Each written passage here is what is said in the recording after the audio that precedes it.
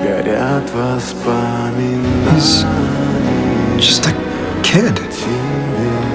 No older than my son. Камина в 6 утра, разбитая душа. It's all right. И все твои обещания.